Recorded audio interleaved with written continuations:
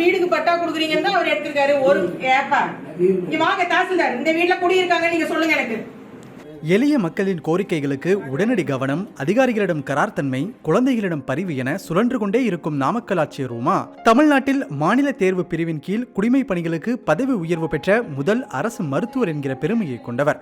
MBBS பட்டம் பெற்று சமூக மருத்துவத்தில் மேற்படிப்பு முடித்த அவர் முன்னதாக கொரோனா பெருந்தொற்றின் 2வது அலையின் போது மாநில அளவில் சென்னை வார்ரூமில் படுக்கை மேலாண்மைக்கான கண்காணிப்பு அதிகாரியாக பணியாற்றியுள்ளார்.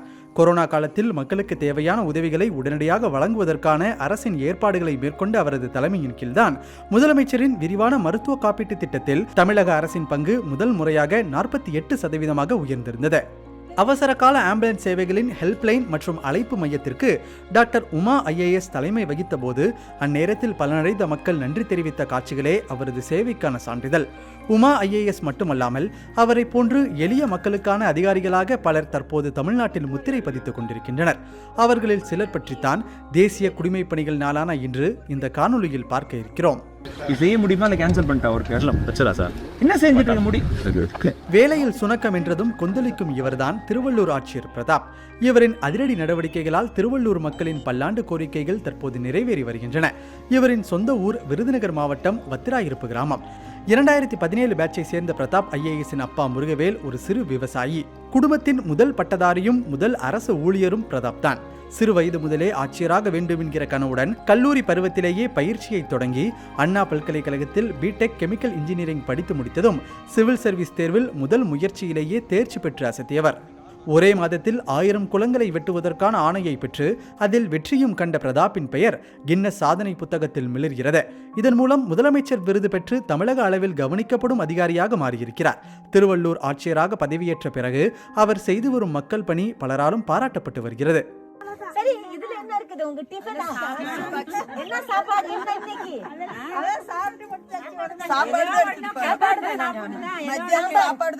சாம்பார் சாதமா? பிறந்தது உத்தரப்பிரதேசம். ஆனால் மக்கள் பணி முழுக்க தமிழ்நாட்டில். கடந்த 30 ஆண்டு குடிமைப் பணியில் ஒரு தமிழராகவே மாறிப்போயிருக்கிறார் சுப்ரியா சாகு IAS. சுற்றுச்சூழல் மற்றும் வனத்துறையில் அவர் செய்திருக்கும் சாதனை இன்னும் பல ஆண்டுகளுக்கு யாரும் நெருங்க முடியாது என கூறப்படுகிறது. சமீபத்தில் கூட சுற்றுச்சூழல் துறையிலிருந்து மக்கள் நல்வாழ்வுத்துறைக்கு அவர் மாற்றப்பட்ட போது இது தவறான முடிவு என பலரும் விமர்சித்திருந்தனர்.